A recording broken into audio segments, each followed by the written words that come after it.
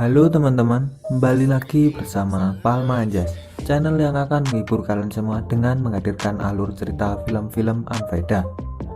Kesempatan kali ini saya akan membahas sebuah film yang berjudul After tahun 2020. Film ini cukup menarik karena bertemakan romans dan aktor utama dalam film ini adalah seorang gadis cantik dan seksi cowok.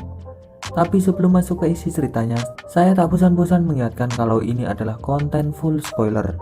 Jadi untuk kalian semua yang belum menonton filmnya, saya sangat menyarankan untuk kalian menonton filmnya terlebih dahulu. Karena bagaimanapun pengalaman menonton secara utuh akan jauh lebih baik. Tanpa berlama-lama langsung saja kita masuk ke isi ceritanya.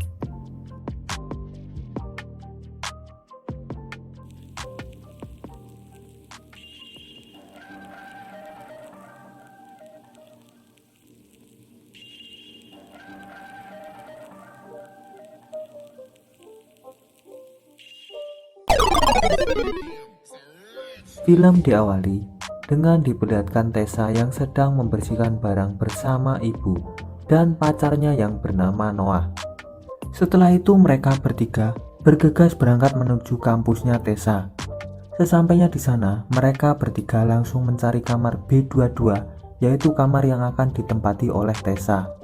Setelah berhasil menemukan kamar tersebut, ternyata di sana ada dua orang gadis cantik yang sedang bermain gaple. Mereka adalah Steph dan Tristan. Lalu mereka pun berkenalan. Jika dilihat dari ekspresi wajahnya, ibunya sangat tak menyukai teman barunya Tessa. Dia lalu keluar dan mengatakan kalau kamar tersebut bau rokok. Lalu Tessa mengatakan agar ibunya tak usah khawatir. Ibunya pun tersenyum lalu pulang bersama Noah.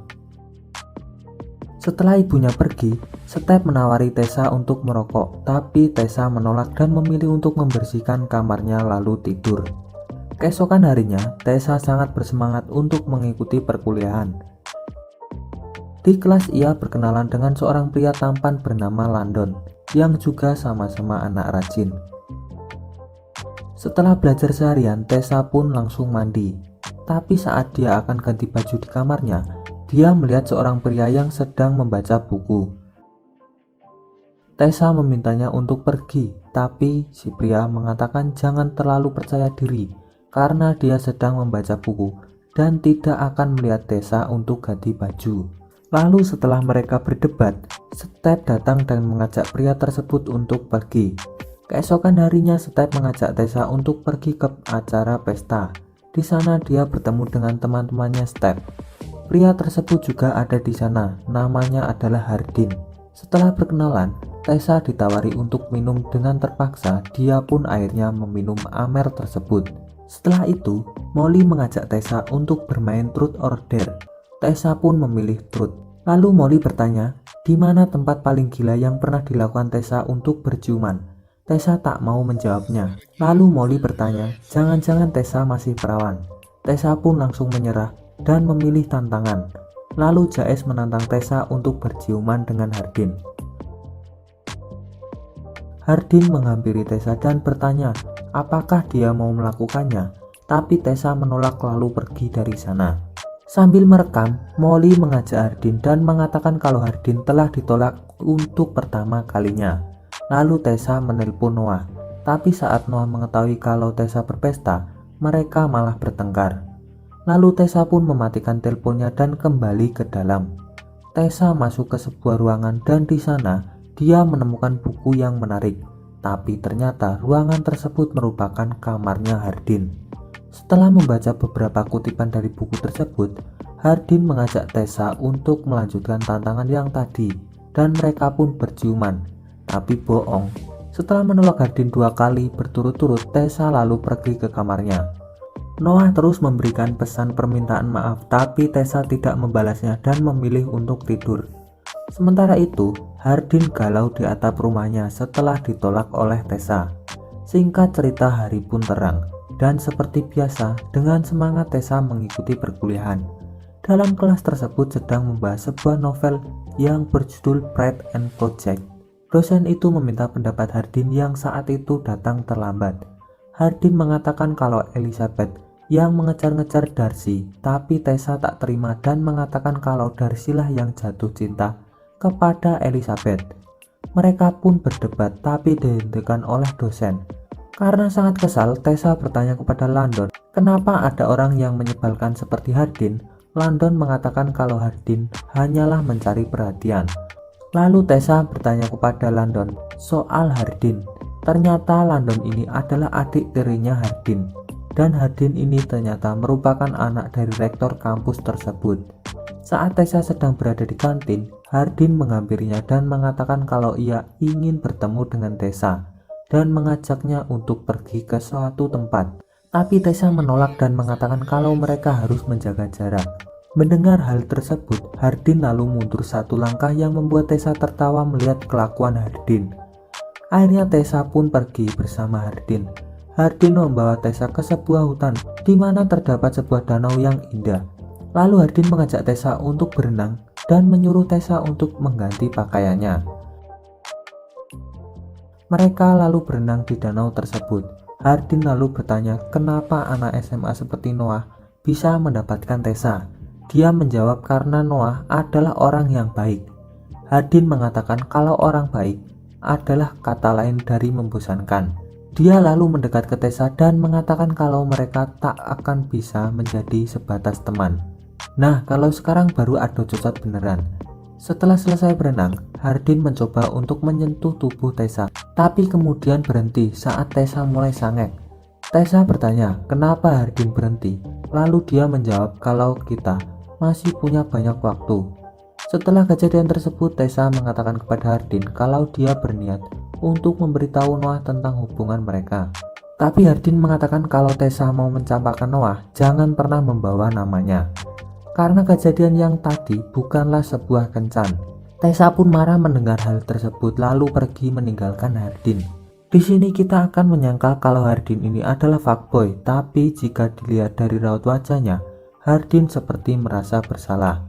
Kenapa demikian? Nanti kita akan tahu jawabannya. Keesokan harinya Noah datang menemui Tessa untuk memberinya kejutan. Tapi Tessa tak terkejut lalu mengajak Noah ke acara api unggun bersama teman-temannya. Melihat hal tersebut, Hardin merasa cemburu lalu Jais mencoba merayu Tessa. Hardin tiba-tiba memukul Jais lalu pergi dari tempat tersebut. Saat Tessa sedang tidur bersama Noah, Landon menelpon Tessa dan meminta bantuannya untuk datang ke rumahnya. Sesampainya di rumah Landon, dia melihat rumahnya sangat berantakan. Landon mengatakan kalau Hardin ngamuk dan tak mau berbicara dengannya. Tessa lalu menghampiri Hardin dan mengatakan kalau dia mengkhawatirkannya. Hardin lalu mengatakan kalau ayahnya akan menikah lagi, sedangkan ibunya tinggal di rumah kumuh di daerah London. Hardin lalu memecahkan botol minuman. Tessa mencoba membersihkannya tapi tangannya malah terluka. Hardin lalu membawa Tessa masuk ke dalam dan mencoba membersihkan lukanya. Hardin bilang kalau saat ini dia merasa berantakan, tapi Tessa merasa juga dirinya sedang berantakan. Karena merasa cemburu oleh mereka berdua, akhirnya kasur pun yang jadi berantakan. Keesokan harinya Noah bertanya kepada Tessa kemana Tessa pergi. Tessa menjawab kalau ada teman yang butuh bantuannya.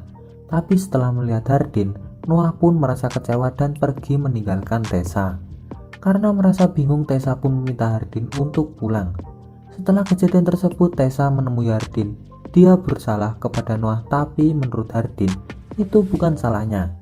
Tessa juga mengatakan kalau Noah itu adalah sahabatnya, tapi Hardin lebih dari sekedar sahabat.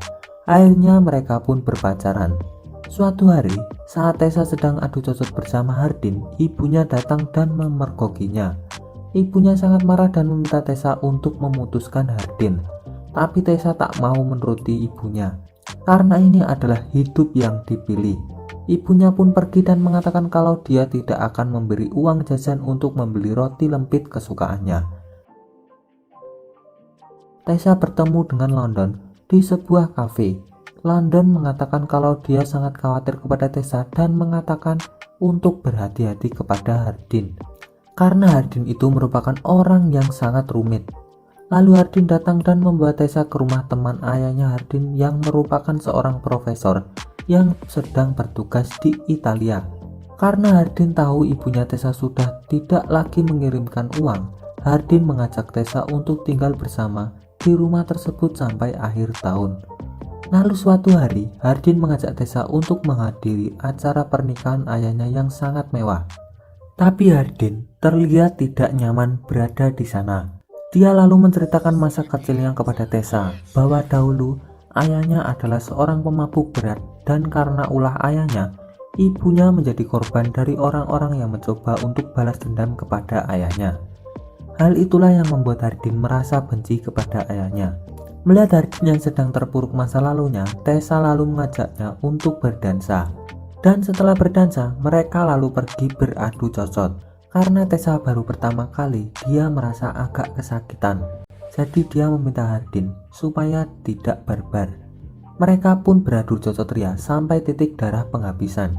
Suatu hari, Tessa melihat pesan dari Molly di HP-nya Hardin. Pesan tersebut berisi tentang rahasia yang membuat Molly harus ditetapkan kepada Tessa. Tessa lalu bertanya kepada Hardin, apa ada yang Hardin sembunyikan darinya?